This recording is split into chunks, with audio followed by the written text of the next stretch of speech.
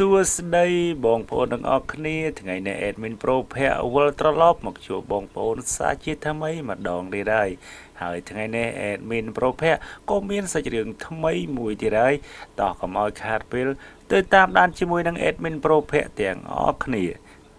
ការណាត់ជួបលើកដំបូងបន្ទាប់ពីគូស្នេហ៍មួយគូបានបង្កើតទំនាក់ទំនងស្នេហាត្រូវបានគេរំពឹងថានឹងក្លាយជាការចាប់ផ្ដើមដ៏រ៉ូមែនទិកប៉ុន្តែក្រោយមកបុរសនោះបានសារភាពថាគាត់មានមិត្តស្រីរួចហើយប្រសិនបើពួកគេបានកាត់បន្ថយការខាតបង់របស់ពួកគេនៅពេលនោះប្រហែលជាពួកគេមិនបានប្រឈមមុខនឹងបញ្ហាជាបន្តបន្ទាប់នោះទេ Chelsea និង Emil បានជួបគ្នាក្នុងអំឡុងពេលធ្វើការក្រៅម៉ោងដោយសារតែពួកគេមានចំណង់ចំណូលចិត្តចំពោះតន្ត្រីដូចគ្នាពួកគេកាន់តែជិតស្និទ្ធគ្នាបន្តិចម្ដងមិនយូរប៉ុន្មានពួកគេបានសារភាពអារម្មណ៍របស់ពួកគេហើយបានទៅពិធីបុណ្យរីជាមួយគ្នាដែលជាការណាត់ជួបពេលយប់លើកដំបូងរបស់ពួកគេនៅក្នុងបន្ទប់នោះEmil បានអនុញ្ញាតឲ្យ Chelsea ជ្រើសរើសគ្រែណាដែលត្រូវគេងប៉ុន្តែ Chelsea បាននិយាយថានាងមិនខ្វល់ថានាងគេងនៅខាងណាទេដោយ Chelsea ជាអ្នកផ្ដួចផ្ដើមទំនាក់ទំនងរបស់ពួកគេបានឈានទៅមុខមួយជំហានធំទោះជាយ៉ាងណាក៏ដោយក្រោយមក Emil បានសុំទោស Chelsea ដោយនិយាយថាគាត់មានមិត្តស្រីរួចហើយ Chelsea ដោយហេតុផលខ្លះនាងបានស្ម័គ្រចិត្តក្លាយជាមិត្តស្រីសម្ងាត់របស់គាត់នាងស្រមៃថា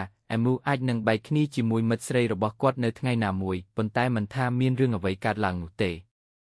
េនៅពេលណាដែល Emil ទទួលបានសារពីមិត្តស្រីរបស់គាត់នាងនឹងប្រញាប់ប្រញ័រត្រឡប់ទៅលួងលោមគាត់យូរទៅ Chelsea មានអារម្មណ៍ថាវាយុត្តិធម៌ប្រសិនបើគាត់មានមិត្តប្រុសនៅថ្ងៃនោះគាត់មានអារម្មណ៍តក់ស្លុតយ៉ាងខ្លាំងនៅលើឡានក្រុងមនុស្សគ្រប់គ្នានៅលើឡានក្រុងទាំងក្មេងទាំងចាស់សុទ្ធតែជាគូខណៈពេលដែលគាត់នៅម្នាក់ឯងមើលទៅគួរឲ្យអាណិតណាស់នៅល្ងាចនោះមិនគួរឲ្យភ្ញាក់ផ្អើលទេអាមូត្រូវបានមិត្តស្រីរបស់គាត់ហៅមកវិញនៅពេលនេះស៊ីវជីទីបំផុតបានប្រឈមមុខនឹងការពិតនាងគ្រាន់តែជាមិត្តស្រីបង់ប្រាក់ដើម្បីលេងសើចដែលត្រូវបានហៅនិងបណ្ដេញចេញតាមឆន្ទៈដោយសារនោះជាករណីនោះនាងគិតថានាងគួរតែក្លាយជាអ្នកជំនាញដែលជាប្រភេទដែលគិតថ្លៃសេវានាងបានប្រាប់អាមូអំពីគំនិតរបស់នាងថានាងចង់ក្លាយជាមិត្តស្រីបង់ប្រាក់ដើម្បីលេងសើចប្រចាំខែរបស់គាត់ប្រសិនបើគាត់បង់ប្រាក់នាងអាចធ្វើអ្វីក៏ដោយដែលគាត់ចង់បានប្រសិនបើគាត់មិនបង់ប្រាក់ទេទំនាក់ទំនងនឹងបញ្ចប់ដោយស្វ័យប្រវត្តិការស្នើរបស់ស៊ីវជីមិនបានទទួលការឆ្លើយតបទេអាមូបានរត់គេចខ្លួនដោយគ្មានពាក្យសូមបីតែមួយម៉ាត់និយាយអំពីមិត្តស្រីបង់ប្រាក់ដើម្បីលេងសើចស៊ីវជីបានសម្រេចចិត្តស្វែងរកមនុស្សដែលមានគំនិតដូចគ្នាតាមអ៊ីនធឺណិតគួរឲ្យភ្ញាក់ផ្អើលណាស់ការបង្ហោះរបស់នាងពិតជាទទួលបានការឆ្លើយតបស៊ីវជីគឺជាក្មេងស្រីម្នាក់ដែលងាយលងស្នេហ៍នឹងអ្នកដទៃហើយជារឿយត្រូវបានគេប្រើជាដៃគូលើក្រែនាងនិងស៊ីវជីបានយល់ព្រមលើប្រព័ន្ធណាត់ជួបបង់ប្រាក់ដើម្បីគេចពីទារុណកម្មនៃការត្រូវបានគ្រប់គ្រងដោយអារម្មណ៍ប្រសិនបើពួកគេក្លាយជាមិត្តស្រីបង់ប្រាក់ដើម្បីលេងពួកគេអាចមានទំនាក់ទំនងដោយមិនត្រូវបានគេកេងប្រវ័ញ្ចអ្នកទាំងពីរបានបង្ហោះរូបថតតាមអ៊ីនធឺណិតដោយចាប់ផ្ដើមផែនការជាមិត្តស្រីរបស់ពួកគេនៅពេលនេះហាវជីដែលជាមិត្តភក្តិកុមារភាពរបស់ស៊ីវជីមកពីស្រុកកំណើតរបស់គាត់អ្នកទាំងពីរបានផឹកស៊ីនិងជែកគ្នាបរិយាកាសមានភាពមិនច្បាស់លាស់បន្តិចស៊ីវជីមានអារម្មណ៍ទេនឹងឯកោនីពេលថ្មីនេះហើយរូបរាងរបស់ហាវជីបានផ្ដល់ឲ្យនាងនៅក្តីសង្ឃឹមបន្តិចបន្តួចហាវជីបានសារភាពប្រាប់ស៊ីវជីដោយនិយាយថាគាត់តែងតែស្រឡាញ់នាងដោយសម្ងាត់ហើយសង្ឃឹមថានឹងណាត់ជួបជាមួយនាងហាវជីគឺជាបុរសវ័យក្មេងដ៏ស្មោះត្រង់ម្នាក់នៅពេលដ៏សំខាន់នេះគាត់ពិតជាបានផ្ដួចផ្ដើមគំនិតនេះហាវជីបានលុតជង្គង់ចុះយ៉ាងស្មោះស្ម័គ្រហើយអង្វរនាងឲ្យណាត់ជួបជាមួយគាត់ទោះបីជាស៊ីវជីត្រូវបានប៉ះពាល់ក៏ដោយដើម្បីជៀសវាងការដឹកនាំដោយស្នេហានាងបានបោះបង់ចោលវិធីសាស្ត្រជីវមិត្តស្រីការណាត់ជួបគឺល្អប៉ុន្តែវាជាប្រព័ន្ធជីវនាងគិតថាដរាបណាបុរសគ្រាន់តែយកចិត្តទុកដាក់ចំពោះរាងកាយរបស់ពួកគេហើយស្ត្រីនៅតែនៅក្បែរពួកគេដោយមិនស្ទាក់ស្ទើរពួកគេលងស្នេហ៍ទាំងស្រុងនាងគិតថាដរាបណាបុរសគិតពីមុខនាងពេលពួកគេឯកានៅពេលយប់ហើយចង់ជួបនាងនោះគ្រប់គ្រាន់ហើយនៅយប់នោះអាឡៃបានទៅផ្ទះរបស់ស៊ីវណាដូចសពមួយដងដោយនិយាយត្រង់ងុយគេងលៀមបន្ទាប់ពីចូលផ្ទះដោយមិនផ្ដល់ឱកាសឲ្យអ្នកទាំងពីរជួបគ្នាស៊ីវណាព្រួយបារម្ភអំពីអ្វីដែលនឹងកើតឡើងប្រសិនបើនាងមានផ្ទៃពោះប៉ុន្តែអាឡៃគ្រាន់តែនិយាយហ្គឹមដោយមិនប្រុងប្រយ័ត្ននៅថ្ងៃបន្ទាប់គាត់ក៏ចាក់ចេញម្ដងទៀតហើយស៊ីវណាមិនអាចជួយអ្វីបានក្រៅពីយំនាងបានឃើញព័ត៌មានអំពីការជីវមិត្តស្រីតាមអ៊ីនធឺណិតដោយចៃដន្យហើយបានរៀបចំជួបជាមួយអ្នកផ្ដួចផ្ដើមគំនិតគឺស៊ីវជីបានពន្យល់ថាគោលបំណងនៃការជីវមិត្តស្រីគឺដើម្បីឈប់ធ្វើជាស្ត្រីដែលមកហើយទៅដោយស្ម័គ្រចិត្តនិងដើម្បីជៀសវាងការធ្លាក់ចូលទៅក្នុងអន្ទាក់នៃស្នេហាតងទៀតតាមរយៈប្រព័ន្ធជីវប្រចាំខែអ្នកប្រើប្រាស់ដំបូងនៃការជីវមិត្តស្រីគឺហាវជីដែលពីមុនបានសារភាពជាមួយស៊ីវជីពេលនោះហាវជីបានដឹងថាការជីវមិត្តស្រីដែលហៅថាអនុញ្ញាតឲ្យគាត់ជ្រើសរើសពីមនុស្សជាច្រើនបច្ចុប្បន្នមានតែស៊ីវជីនិងស៊ីវជីប៉ុណ្ណោះដែលអាចរកបានដែលមានន័យថាគាត់ក៏អាចជ្រើសរើសស៊ីវជីជាមិត្តស្រីរបស់គាត់ផងដែរ ទោះបីជាគាត់មិនយល់ស្របយ៉ាងខ្លាំងជាមួយនឹងប្រព័ន្ធជីវនេះក៏ដោយហាវជីគិតថាប្រសិនបើនាងយល់ព្រមចំពោះការជីវប្រចាំខែគាត់នឹងជ្រើសរើសតែស៊ីវជីជាមិត្តស្រីរបស់គាត់ហើយបន្ទាប់មកបញ្ចុះបញ្ចូលនាងយបែកគ្នាជាមួយគាត់យឺតស៊ីវជីមិនដឹងអ្វីទាំងអស់អំពីគំនិតរបស់ហាវជីឥឡូវនេះនាងកំពុងពង្រឹងក្រុមជីវមិត្តស្រីយ៉ាងសកម្មហើយគេសន្មតថាមានមនុស្សម្នាក់ទៀតនឹងចូលរួមបច្ចុប្បន្នហាវជីគឺជាអតិថិជនតែម្នាក់គត់ហើយនាងបានស្នើឲ្យស៊ីវណាពិភាក្សាជាមួយមិត្តប្រុសរបស់នាងដើម្បីមើលថាតើនាងចង់ចូលរួមដែរឬទេហាវជីបានសួរស៊ីវជីថាតើគាត់អាចជ្រើសរើសតែនាងបានទេប្រសិនបើគាត់ជីវស៊ីវជីបាននិយាយថាគាត់អាចធ្វើបានប៉ុន្តែវានឹងខ្ជះខ្ជាយពេកវាដូចជាការញ៉ាំអាហារប៊ូហ្វេអ្នកអាចបង់ប្រាក់ដើម្បីញ៉ាំអ្វីដែលអ្នកចង់បានដូច្នេះហេតុអ្វីបានជាយកតែរបស់មួយដោយដឹងថាហាវជីចូលចិត្តនាងស៊ីវជីមានអារម្មណ៍សប្បាយចិត្តយ៉ាងខ្លាំងហើយបានស្ទុះទៅរកគាត់ភ្លាមនៅពេលដែលនាងត្រឡប់មកផ្ទះវិញតាមពិតហាវជីមានការចាប់អារម្មណ៍យ៉ាងខ្លាំងប៉ុន្តែគាត់ក៏មានគោលការណ៍ផងដែរដោយសារស៊ីវជីមិនទាន់ដឹងថានាងចូលចិត្តគាត់ឬអត់គាត់មិនអាចធ្វើអ្វីដោយស្និទ្ធស្នាលបានទេសូម្បីតែការប៉ះនាងក៏ត្រូវការពិចារណាយ៉ាងប្រុងប្រយ័ត្នដែរស៊ីវណាបានទៅមើលការសម្ដែងរបស់អាឡៃហើយបានយកផ្កាំឲ្យនាងដោយក្តីរំភើបបន្ទាប់ពីនោះប៉ុន្តែអាឡៃមើលទៅហាក់ដូចជាអន្ទះសារហើយប្រាប់នាងឲ្យត្រឡប់ទៅផ្ទះវិញហើយរងចាំពេលសួរថាតើស៊ីវណាជាមិត្តស្រីរបស់គាត់ឬអត់អាឡៃបានបដិសេធទាំងស្រុងស៊ីវណាតែងតែខិតខំប្រឹងប្រែងហើយអាឡៃតែងតែប្រងើយកណ្ដាលប៉ុន្តែស៊ីវណាមិនដែលត្អូញត្អែទេឥឡូវនេះនាងកំពុងតស៊ូជាមួយនឹងវិធីដើម្បីលើកឡើងពីគំនិតនៃការជាវសេវាកម្មមិត្តស្រីយ៉ាងណាមិញគ្មានបុរសធម្មតាណាម្នាក់យល់ព្រមគ្រាន់តែស្រមៃចង់បានមិត្តស្រីនោះទេមែនទេប៉ុន្តែមិននឹកស្មានដល់នៅពេលដែលណាពន្យល់ថានាងកំពុងជាវសេវាកម្មមិត្តស្រីដោយមានថ្លៃសេវាប្រចាំខែខ្ពស់និងសមត្ថភាពក្នុងការជ្រើសរើសស្ត្រីផ្សេងទៀតអាឡៃចាប់អារម្មណ៍យ៉ាងខ្លាំងគាត់ថែមទាំងសរសើរស៊ីវជីថាគួរឲ្យស្រឡាញ់ហើយចង់ទៅណាត់ជួបជាមួយនាងគាត់មិនអាចរងចាំដើម្បីទទួលបានលេខទូរស័ព្ទរបស់ស៊ីវជីស្នើការជីវប្រចាំខែខ្ពស់និងរៀបចំជួបនាងនៅម៉ោង 9 យប់នៅយប់បន្ទាប់ចិត្តនានៃការជួបគ្នាយឺតបែបនេះគឺជាក់ស្ដែងណាស់ហើយស៊ីវណាមានអារម្មណ៍ជូរចត់ដោយឃើញភាពខ្នះខ្នែងរបស់អាឡៃទន្ទឹមនឹងនេះស៊ីវជីបានផ្ញើកាតអាជីវកម្មរបស់មិត្តរីថ្មីទៅហាវជីដោយសុំឲ្យគាត់តាក់ទងនាងហាវជីបានបដិសេធនាងទាំងស្រុងដោយនិយាយថានាងមិនអាចចាត់ទុកថាជាមិត្តស្រីរបស់គាត់បានទេដោយមិននឹកស្មានដល់ស្ត្រីម្នាក់ទៀតក៏មានចរិតឆេវឆាវដែរដោយនិយាយថាពាក្យសម្ដីរបស់ហាវជីគឺឆ្លើយហើយនាងនឹងប្រឈមមុខនឹងគាត់ផ្ទាល់វាចម្លែកគ្រប់គ្រាន់ហើយសម្រាប់មិត្តស្រីរបស់គាត់ក្នុងការណែនាំគាត់ឲ្យស្គាល់មិត្តស្រីម្នាក់ទៀតប៉ុន្តែឥឡូវនេះនាងចង់ពិភាក្សាវ៉ាផ្ទាល់ស្ថានភាពនេះធ្វើឲ្យហាវជីងឿងឆ្ងល់ទាំងស្រុងនិស្សិតស្រីម្នាក់ដែលទើបបញ្ចប់ការសិក្សាថ្មីដែលចូលបម្រើការងារត្រូវបានថៅកែរបស់នាងយីយីដោយពាក្យសម្ដីប្រឈមមុខនឹងស្ថានភាពនេះស្ត្រីនោះមានការសង្ស័យហើយអាចស្ទាក់ស្ទើរបានតែបន្តិចបន្តួចប៉ុណ្ណោះទោះបីជាការដោះស្រាយការយីយីនៅកន្លែងធ្វើការដែលបង្កឡើងដោយគ្រឿងស្រវឹងគឺជារឿងងាយស្រួលសម្រាប់ស៊ីវជីងដែលបានដោះស្រាយស្ថានភាពនេះយ៉ាងប៉ិនប្រសប់សម្រាប់អ្នកចំណូលថ្មីជាមួយនឹងចលនាប៉ិនប្រសប់មួយចំនួនហើយមិនមានថៅកែដែលបង្កឡើងដោយគ្រឿងស្រវឹងនៅជុំវិញនោះទេសូម្បីតែស្ត្រីដែលមានសមត្ថភាពនេះក៏នៅតែទទួលរងនៅការរិះគន់ផ្សេងពីអតិថិជននិយាយឲ្យត្រង់ទៅពួកគេជឿថាស្ត្រីមិនអាចទ្រាំទ្រនឹងមេឃពាក់កណ្ដាលនៅកន្លែងធ្វើការបានទេជំនួយការអតិថិជនបានលួងលោមស៊ីវជីងដោយប្រាប់គាត់កុំឲ្យយកវាទៅពិចារណាហើយស៊ីវជីងគិតថាគាត់បានរកឃើញនរណាម្នាក់ដែលយល់ចិត្តទោះជាយ៉ាងណាក៏ដោយបុរសនោះបានធ្វើការលើកឡើងដោយចង់អញ្ជើញគាត់ទៅផឹកស៊ីទោះបីជាឆាវយ៉េងដោះស្រាយការយីយីនៅកន្លែងធ្វើការក្នុងទម្រង់ផ្សេងបានយ៉ាងល្អក៏ដោយក៏គាត់មានអារម្មណ៍អស់កម្លាំងបន្តិចម្ដងហើយមធ្យោបាយតែមួយគត់របស់គាត់គឺទៅច្រៀងខារ៉ាអូខេគាត់បានបង្ហោះបទពិសោធន៍របស់គាត់តាមអ៊ីនធឺណិតហើយភ្លាមនោះបានទទួលសារចម្លែកមួយសួរថាតើគាត់ចង់ក្លាយជាមិត្តស្រីជាវគូជាមួយនឹងថ្លៃជីវប្រចាំខែដែរឬទេរឿងនេះធ្វើឲ្យឆាវយ៉េងចាប់អារម្មណ៍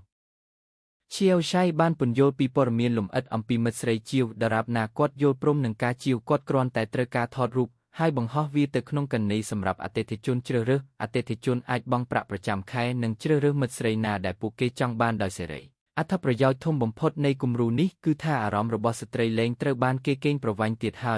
យពួកគេអាចជួបប្រទះនឹងស្នេហាដ៏ផ្អែមល្ហែមពាក្យរបស់ឆាវជេរំលឹកឆាវយីងអំពីបទពិសោធន៍ស្នេហាផ្ទាល់ខ្លួនរបស់គាត់រាល់ពេលដែលគាត់ទៅណាត់ជួបបន្ទាប់ពីញ៉ាំអាហារនិងភេសជ្ជៈជាបន្តបន្ទាប់បុរសតែងតែចង់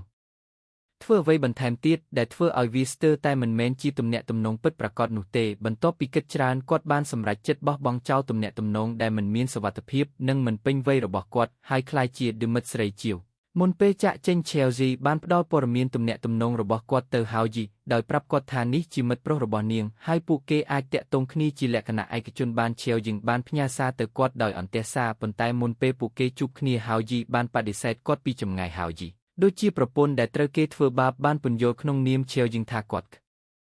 រាន់តែសម្លឹងមើល Chelsea ហើយថាគាត់បានយល់ព្រមជាសេវាកម្មមិត្តស្រីដើម្បីឲ្យពួកគេអាចនៅជាមួយគ្នាបានឬដូច្នេះ Chelsea លែងខឹងទៀតហើយផ្ទុយទៅវិញគាត់យល់ថាភាពស្មោះត្រង់របស់គាត់គួរឲ្យស្រឡាញ់ហើយទូចឲ្យក្លាយជាគីមិត្តស្រីអ្នកប្រឹក្សាទំនាក់ទំនងរបស់គាត់ Chelsea បានយកកិច្ចសន្យាជីវមិត្តស្រីចេញដោយនិយាយថាប្រសិនបើ Hauji មិនយល់ព្រមវាមានន័យថាបញ្ចប់កិច្ចសន្យាជាមួយមិត្តស្រីទាំងអស់រួមទាំង Chelsea ផងដែរ Hauji មើលទៅមានការខឹងសម្បារដោយនិយាយថាខណៈពេលដែលគាត់អះអាងថាផ្ដល់ការប្រឹក្សាទំនាក់ទំនងសកម្មភាពរបស់គាត់មិនខុសពីបុរសចំណាស់ដែលមានចិត្តអាក្រក់នោះទេគាត់មិនត្រឹមតែប៉ះនាងប៉ុណ្ណោះទេប៉ុន្តែគាត់ស្ទើរតែបោកប្រាស់ល្បិចកលរបស់ Chelsea បានធ្វើឲ្យ Hauji ងឿងឆ្ងល់ទាំងស្រុងទន្ទឹមនឹងនេះ Siuji កំពុងជួបមិត្តប្រុសរបស់ Siuna ហើយបុរសនោះកំពុងធ្វើដំណើរទៅកាន់សន្តាគារមួយ Siuji បានពន្យល់គាត់ថាការជាមិត្តស្រីគឺដូចជាទំនាក់ទំនងធម្មតាដែលមាននីតិវិធីកំណត់ដែលគាត់អាចទទួលយកបានគាត់ថែមទាំងនិយាយថាគាត់ចូលចិត្តទំនាក់ទំនងជីវនេះដោយនិយាយថាវាល្អជាងក្មេងស្រីទាំងនោះដែលយំហើយបង្កើតរឿងបន្ទាប់ពីបែកបាក់គ្នា Siuji ចង់វែងយល់ថាហេតុអ្វីបានជា Siuna ចូលចិត្តមនុស្សល្ងងម្នាក់នេះប៉ុន្តែដោយសារគាត់មិនមែនជាមនុស្សល្អគាត់មានអារម្មណ៍ធូរស្រាលយ៉ាងហោចណាស់គាត់មិនបារម្ភពីការលងស្នេហ៍នឹងគាត់ទេទន្ទឹមនឹងនេះ Siuji និង Hauji បានផឹកស្រាចប់ហើយ Siujiបានសង្កត់គាត់ទៅនឹងជញ្ជាំងថែមទាំងថតរូបជាវត្ថុអនុស្សាវរីយ៍ទៀតផងដោយឃើញថា Hauji មានភាពស្លូតត្រង់និងគួរឲ្យស្រឡាញ់ Siuji ថែមទាំងគិតថាប្រសិនបើ Siuji ពិតជាមិនចូលចិត្តគាត់ទេនាងនឹងសម្រេចចិត្តនៅពេលនោះ Siuji បានផ្ញើសារទៅ Hauji ដោយនិយាយថានាងនឹងទៅសន្តាគារជាមួយមិត្តរស់ថ្មីរបស់នាងហើយបន្ទាប់មកបានធ្វើការណែនាំដ៏ចម្លែកនិងក្លាហានមួយស្ត្រីនោះដែលមានចិត្តខូចចិត្តចំពោះមនុស្សល្ងងនោះបានសម្រេចចិត្តបោះបង់ចោលការណាត់ជួបបែបប្រពៃណីហើយក្លាយជាមិត្តស្រីជាវដែលមានស្មារតីសេរីអ្នកណាដែលចង់ណាត់ជួបត្រូវតែបង់ប្រាក់ជាមុនបើមិនដូច្នោះទេវាមិនតម្រូវឲ្យបង់ប្រាក់ទេជាការពិតណាស់លុយមិនត្រូវបានខ្ជះខ្ជាយទេអតិថិជនអាចជ្រើសរើសដោយសេរីនៅក្នុងកណីជីវរបស់ពួកគេវាមិនកំណត់ចំពោះមិត្តស្រីតែម្នាក់នោះទេ Chelsea គឺជាអ្នកផ្ដួចផ្ដើមកម្មវិធីជីវមិត្តស្រីរួមជាមួយ Chelsea និង Chelseaនៅជីវដំបូងគឺ Hauji ដែលបានលួចស្រឡាញ់ Chelsea អស់រយៈពេលជាច្រើនឆ្នាំទីបំផុតគាត់បានប្រមូលផ្ដុំភាពក្លាហានដើម្បីសុំនាងចេញក្រៅប៉ុន្តែ Chelsea បានដកគម្រោងជីវមិត្តស្រីចេញ Hauji មិនយល់ស្របទេប៉ុន្តែគិតថាគាត់នឹងជ្រើសរើសតែ Chelsea ប៉ុណ្ណោះហើយវានឹងមិនខុសពីទំនាក់ទំនងធម្មតាប៉ុន្មានទេទោះជាយ៉ាងណាក៏ដោយគាត់ឆោតល្ងងពេកមិនយូរប៉ុន្មានគាត់មានអ្នកជីវទី2មិត្តប្រុសរបស់ Ale និង Chelsea ដែលជាមនុស្សអាក្រក់ទាំងស្រុងពេលលើអំពីកម្មវិធីជីវមិត្តស្រីគាត់បានចូលរួមដោយមិនស្ទាក់ស្ទើរហើយប្រញាប់ទៅជួប Chelsea ដើម្បីធ្វើឲ្យ Hauji បោះបង់ចោលនាងទាំងស្រុង Chelsea បានផ្ញើសារទៅគាត់ដោយសួរថាតើគាត់ចង់ឃើញនាងណាត់ជួបជាមួយអ្នកផ្សេងដែរឬទេសារនេះធ្វើឲ្យ Hauji ភ្ញាក់ផ្អើលទាំងស្រុងមិនថាគាត់អានវាប៉ុន្មានដងក៏ដោយគំនិតរបស់គាត់នៅតែទេពាក្យទាំងនេះហួសពីការយល់ដឹងរបស់គាត់បន្ទាប់ពីការតស៊ូផ្ទៃក្នុងដ៏ខ្លាំងក្លា Hauji បានទៅផ្ទះរបស់ Chelsea យ៉ាងណាក៏ដោយដំបូងឡើយ Siuji គ្រាន់តែចង់បំភ័យគាត់ដើម្បីបង្ហាញគាត់ថានាងគ្មានតម្លៃប៉ុណ្ណាប៉ុន្តែនាងមិនដែលរំពឹងថា Hauji នឹងមានភាពស្មោះត្រង់ហើយពិតជាមកនោះទេ Siuji បានចាក់សោគាត់នៅក្នុងទូហើយប្រាប់គាត់ឲ្យនៅស្ងៀមដោយនិយាយថាអាឡ័យនឹងមកដល់ឆាប់នេះ Hauji បានដើរតាមទ្វាររួចលេងការអប់របស់ពួកគេបេះដូងរបស់គាត់ពោពេញដោយការថប់បារម្ភនិងភាពចលាចលដោយឃើញមនុស្សដែលគាត់ចូលចិត្តកំពុងស្រឡាញ់នៅផ្សេងទឹកភ្នែកក៏ហូរចុះមកលើមុខរបស់គាត់ចំនួនរបស់ពួកគេបានកើនឡើងដល់ការប្រយុទ្ធគ្នាខាងរាងកាយជាមួយអាឡ័យទោះបីជាមានការខកចិត្តនិងកំហឹងក៏ដោយគាត់ថែមទាំងមានអារម្មណ៍ជំរុញចិត្តជាក់លាក់មួយទៀតផង Siuji មិនដឹងអ្វីទាំងអស់អំពីអារម្មណ៍របស់ Hauji សាររបស់គាត់ពិតជាមានន័យថាធ្វើឲ្យ Hauji ស្អប់គាត់មិនមែនដើម្បីឲ្យគាត់មកនោះទេទោះជាយ៉ាងណាក៏ដោយឃើញការប៉ុនប៉ងដ៏អន្ទះសាររបស់ Hauji ក្នុងការបញ្ឈប់គាត់ Siuji មានអារម្មណ៍សប្បាយចិត្តបន្តិចប៉ុន្តែដោយសារតែគាត់នៅទីនោះរួចហើយគាត់មិនអាចបញ្ឈប់គាត់ពីការមើលឃើញនោះទេយ៉ាងណាមិញគាត់ត្រូវតែរក្សាពាក្យសម្ដីរបស់គាត់អាឡ័យដែលឈរនៅពីមុខកាមេរ៉ាស្រាប់តែសំឡេងមួយដើម្បីការពារ Hauji ពីការលាតត្រដាង Siuji ត្រូវតែកុហកប៉ុន្តែមាននរណាម្នាក់បានស្លាប់នៅក្នុងផ្ទះនេះពីមុនមកហើយអាឡ័យដោយមិនបានស្លៀកសម្លៀកបំពាក់អ្វីទាំងអស់ក៏បានរត់គេចខ្លួន Hauji យំដោយមិនអាចគ្រប់គ្រងបានក៏វាចេញពីផ្ទះឃើញបែបនេះ Siuji កាន់តែសប្បាយចិត្តគាត់មិននឹកស្មានថាមាននរណាម្នាក់យកចិត្តទុកដាក់ចំពោះគាត់ខ្លាំងបែបនេះទេគាត់មានអារម្មណ៍ថាគាត់ហៀបនឹងលងស្នេហ៍នឹង Hauji ប៉ុន្តែអ្វីដែលគាត់ លីកបំផុតនោះគឺការលាតត្រដាងពីភាពងាយរងគ្រោះរបស់គាត់ប្រសិនបើកូស៊ូកេក្បត់គាត់នៅពេលក្រោយការវាយប្រហារនោះនឹងធ្ងន់ធ្ងរណាស់នៅពេលនោះកូស៊ូកេបានសារភាពភ្លាមថាស៊ីវជីងបានលួចថើបគាត់ឬផ្ទុយទៅវិញពួកគេបានថើបគ្នាប៉ុន្តែវាត្រូវបានធ្វើទាំងអស់ខណៈពេលដែលគាត់ស្រវឹងការតាក់ទាញដំបូងរបស់ស៊ីវជីចំពោះគាត់បានបាត់ទៅវិញភ្លាមពាក្យសម្ដីរបស់បុរសពិតជាបោកប្រាស់ណាស់មនុស្សម្នាក់មិនគួរទុកចិត្តពួកគេទេទន្ទឹមនឹងនេះបន្ទាប់ពីភ័យខ្លាចអាឡៃបានទៅរកស៊ីវណានៅតែលងស្នេហ៍ដូចរាល់ដងទោះបីជាអ្នកផ្សេងទៀតជាកូខ្វាន់ស៊ីសក៏ដោយនាងចង់ក្លាយជាអ្នកជំនួសវិញនៅក្នុងចិត្តរបស់នាងនៅតែមិនចង់ឲ្យអាឡៃជាមិត្តស្រីផ្សេងទៀតទេប៉ុន្តែអាឡៃជាមនុស្សថោកទាបធម្មតាម្នាក់មិនព្រមបដិញ្ញាចិត្តចំពោះទំនាក់ទំនងស្នេហានិងទទួលខុសត្រូវពិតប្រាកដនោះទេស៊ីវជីស្ទើរតែត្រូវបានកូស៊ូកេរំលំប៉ុន្តែមានរឿងមួយទៀតបានកើតឡើងដែលធ្វើឲ្យគាត់ឃើញពណ៌ពិតរបស់បុរសទាំងស្រុងគាត់បានដឹងថាកូស៊ូកេគ្រាន់តែប្រើប្រាស់ភាពងាយស្រួលនៃការជាមិត្តស្រីប៉ុណ្ណោះអាឡៃជាមនុស្សថោកទាបធម្មតាម្នាក់មិនឲ្យតម្លៃមិត្តស្រីរបស់គាត់តែងតែជាមនុស្សស្រីហើយនៅពេលដែលគាត់បានឮថាមិត្តស្រីរបស់គាត់បានចូលរួមក្នុងកម្មវិធីមិត្តស្រីជាវដែលអតិថិជនអាចជ្រើសរើសនាងដោយសេរីគាត់មិនច្រណែនអ្វីទាំងអស់គាត់មិនបានព្យាយាមក្លាយជាអតិថិជនដោយខ្លួនឯងទេគោលដៅរបស់គាត់គឺគ្រាន់តែដើម្បីទទួលបានឱកាសជ្រើសរើសមិត្តស្រីណាម្នាក់ដែលគាត់ចង់បាននៅក្នុងក្រសែភ្នែករបស់អាឡេឆេវណាមិនមែនជាមិត្តស្រីពិតប្រាកដទេនាងដូចជាស្ករកៅស៊ូអ្វីមួយដែលត្រូវបោះចោលនៅពេលដែលវាបាត់បង់រសជាតិរបស់វាប៉ុន្តែការរក្សានាងឲ្យនៅជាប់បែបនេះចំណាយពេលមួយយប់ជាមួយនាងម្ដងម្កាលគឺល្អណាស់ចំពោះ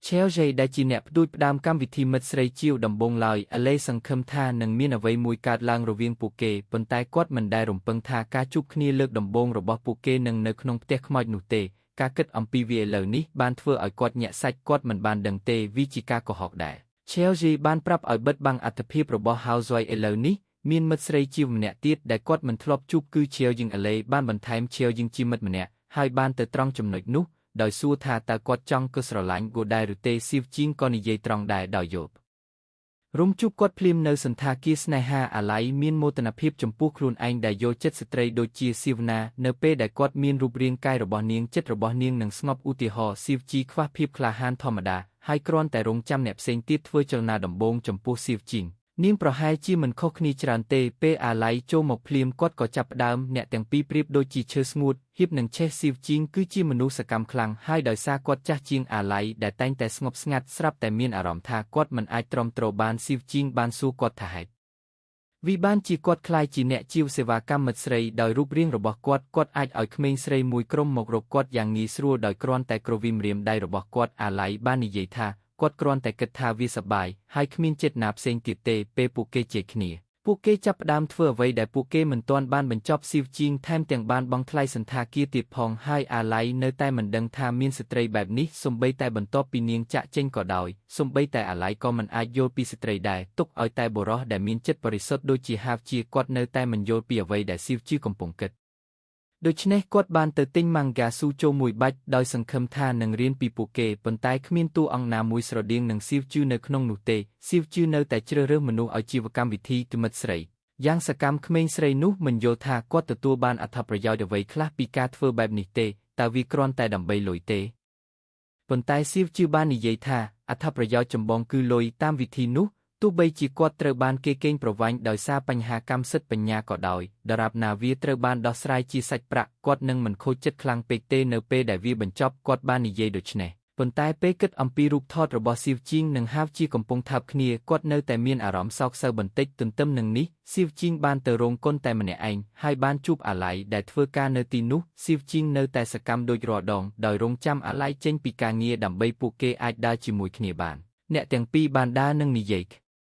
នេះហើយមុនពេលដែលពួកគេដឹងពួកគេបានដើរទៅច្រកចូលសន្តាគារដោយសារពួកគេនៅទីនោះរួចហើយអាឡៃហាក់ដូចជាចង់ចូលទៅទោះជាយ៉ាងណាក៏ដោយស៊ីវជីងបាននិយាយថាថ្ងៃនេះនាងមិនមានអារម្មណ៍ទេហើយនឹងសុំគាត់ចេញក្រៅម្ដងទៀតនៅពេលដែលនាងមានអារម្មណ៍ហើយបន្ទាប់មកក៏ចាក់ចេញដោយមិនងាកក្រោយហាវជីបានខិតខំប្រឹងប្រែងយ៉ាងខ្លាំងដើម្បីឲ្យស៊ីវជីលុបចោលគម្រោងជាវមិត្តស្រីដោយដឹងថាគាត់មិនអាចបញ្ចុះបញ្ចូលស៊ីវជីបានសម្រេចចិត្តចាប់ផ្ដើមជាមួយស៊ីវណាដោយសង្ឃឹមថានាងនឹងដកខ្លួនចេញពីផែនការមិនសមហេតុផលនេះស៊ីវណាមានការច្រណែននឹងស៊ីវជីយ៉ា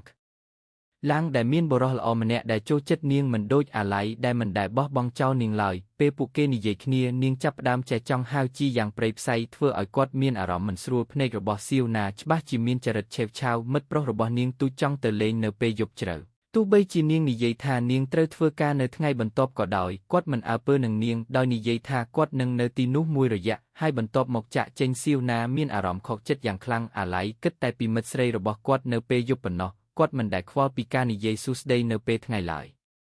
បើប្រៀបធៀបទៅនឹងភាពប្រងើយកន្តើយរបស់អាឡ័យសៀវណាចូលចិត្តគាត់ខ្លាំងណាស់សូម្បីតែហៅយីដែលជាអ្នកជីវកម្មវិធីជីវមិត្តស្រី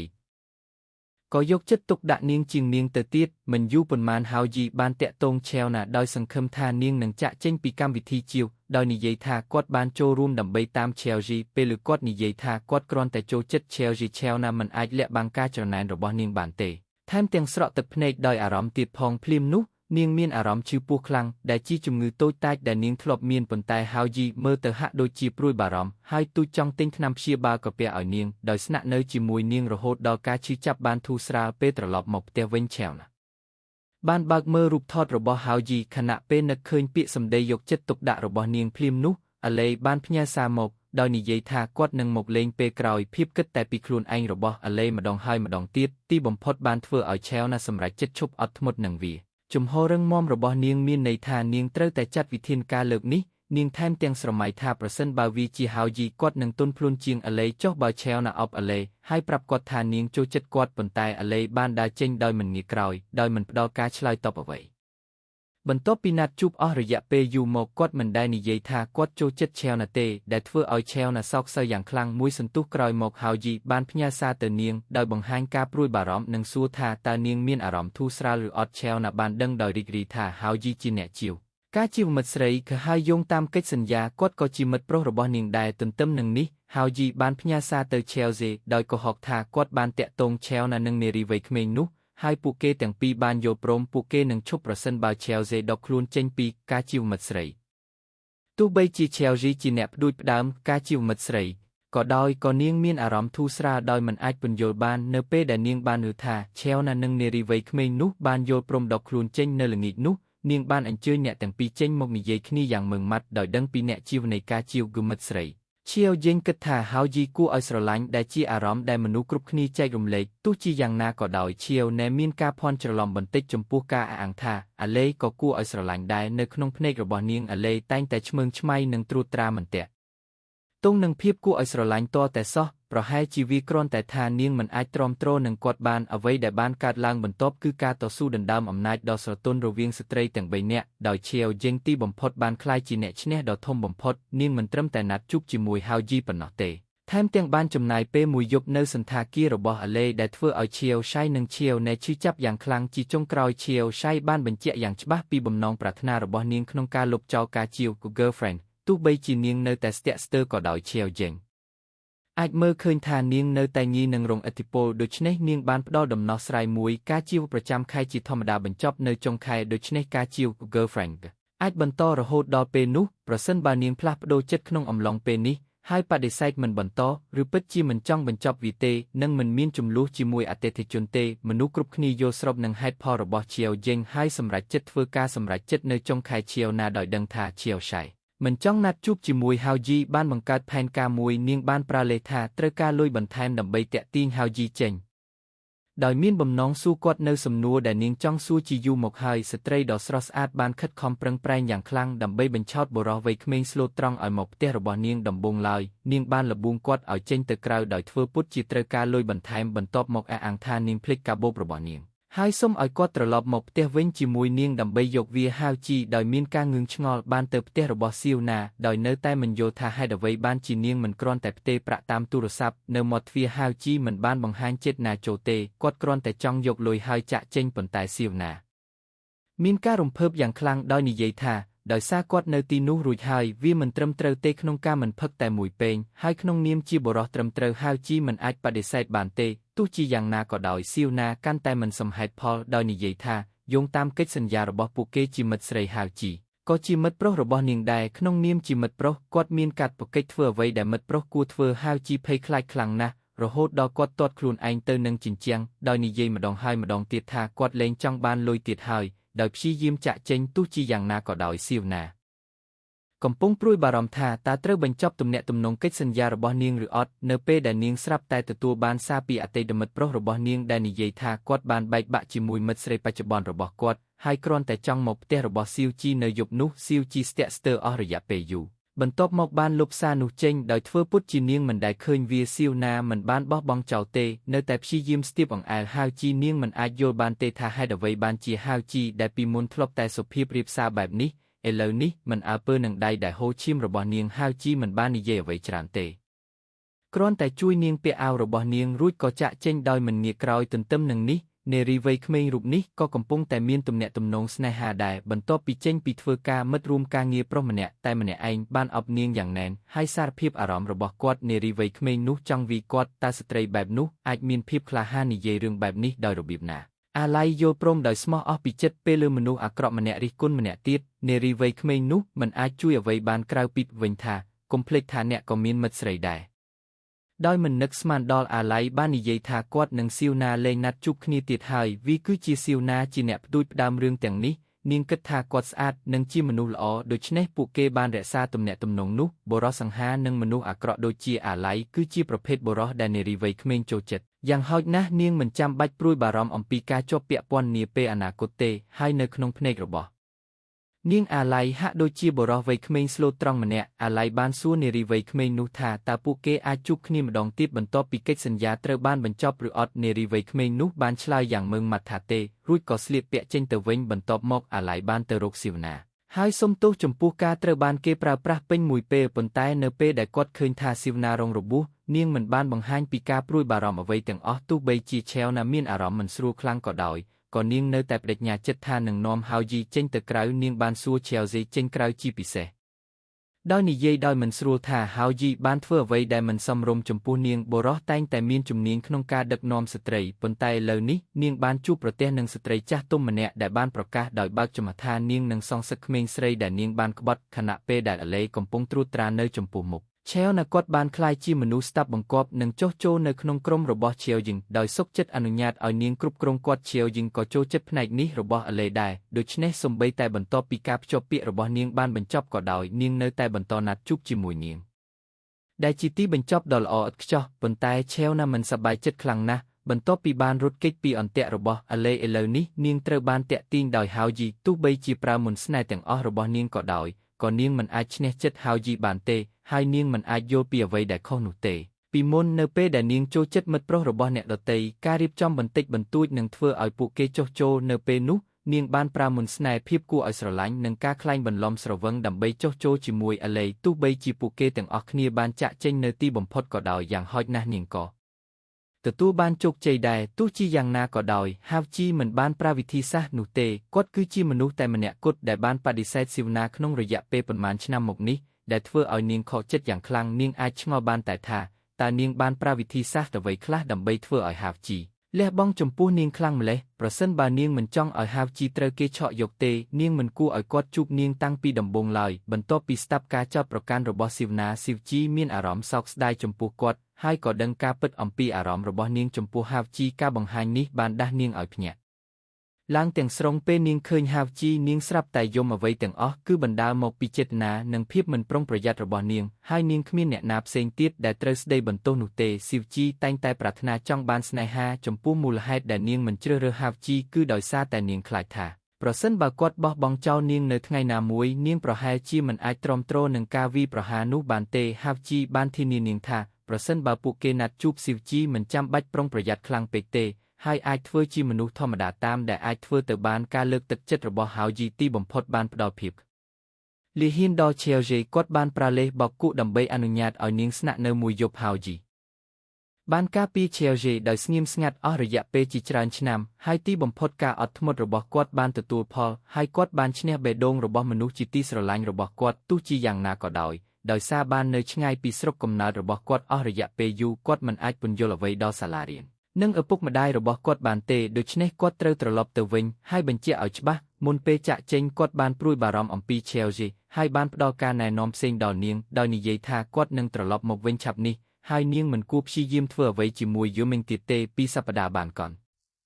ลงพดเตอให้เชลนะบ้านบ่มพลิกการระบุงระบอฮาวจีรูดให้ตู้ใบจีเชลยิงหนังเชลซีบ้านบอบองเจ้าแผนการระบอปูเกจิมวยยืมมิงก็ดอยกดเนอแต่มีนการทบบารอมอย่างคลังฮาวจีบ้านตรลอบมกปีสรบกำนาระบอกดเวงให้ปูเกบ้านจุบขนิมดองติดจิมัดเปราะนังมัดสเรย์ได้ทั่วเอาเชลซีขมาเอียนบันติกบนใต้พิจารณโปเป็นโดยการรมเปิงตุกสำหรับอนาคตเนตีบรรจบเชลยิงหนังเชลนะก็บ้านรบคืนสุพแฮมโกบต่อคลูนระบอปูเกผ่องได้ตู้ใบจีมนุกรุบขณีบานฉลองกัดเพลวิงจิจราในขนมตุ่มเนตุ่มนองระบอบปูเกกอโดยตากาบงเวอร์หนึ่งกาพลับโดมีนสาระสำคัญเอาไว้คละดารับนาจงบรรจบคือละอ